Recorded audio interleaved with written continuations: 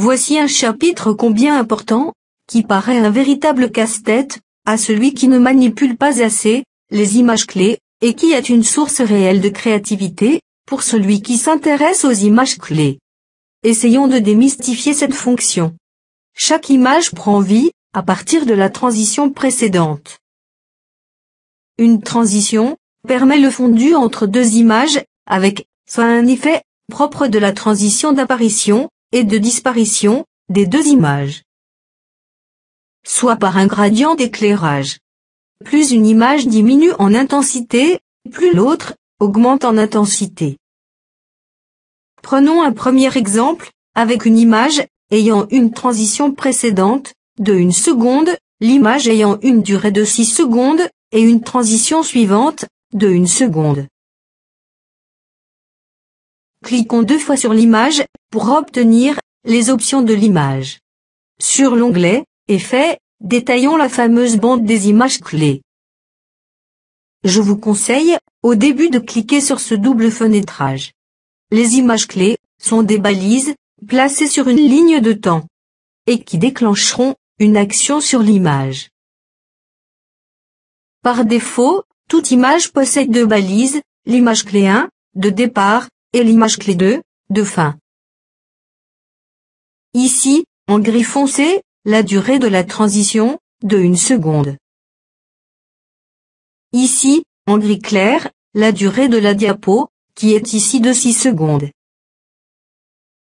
Faisons un effet sur cette image. Transformons l'image en la colorisant en rouge.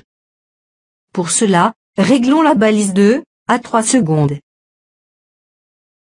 Maintenir clic gauche, et coulisser jusqu'à 2 secondes. Ou bien clic droit, sur la balise 2. Affecter un temps, puis taper le temps exact. Créons une nouvelle balise, en double-cliquant à droite, de la dernière balise, sur la ligne des temps. Une nouvelle balise apparaît, c'est l'image clé 3.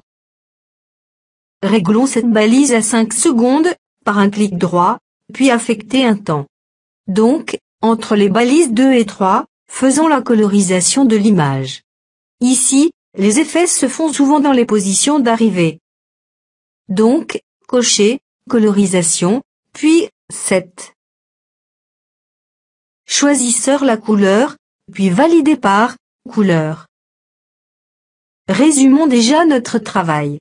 À partir de la balise 1, la transition s'opère vers l'image, durant 1 seconde.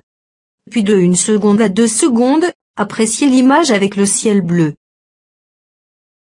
À 3 secondes, qui est le repère de la balise 2, l'image va, progressivement, se coloriser en rouge, durant 3 secondes, jusqu'à la balise 3. Enfin, double-cliquons ici, pour créer une balise 4, pour apprécier l'image colorisée. Réglez la balise 4 jusqu'à la fin de la transition suivante. Avant d'apprécier le travail, un rappel sur la compréhension des images clés. Si on clique entre la balise 1 et 2, l'image est statique, et ne possède pas d'effet.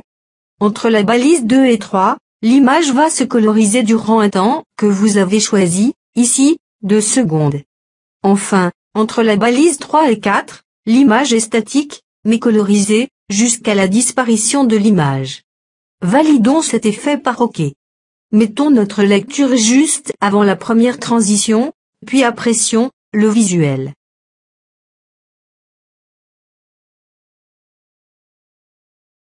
Et recliquons sur l'image. Entre chaque intervalle d'image clé, vous pouvez enrichir les effets, en fonction de votre créativité. Ainsi je choisis, par exemple, de diminuer la balance des noirs, entre la balise 2 et 3. Si je veux que ce deuxième effet persiste jusqu'à la fin de l'image, passons entre les balises 3 et 4. Puis, recopions les mêmes valeurs de la balance.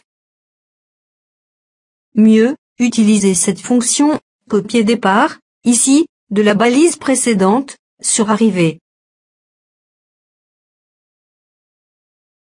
Cela évite les erreurs de calage.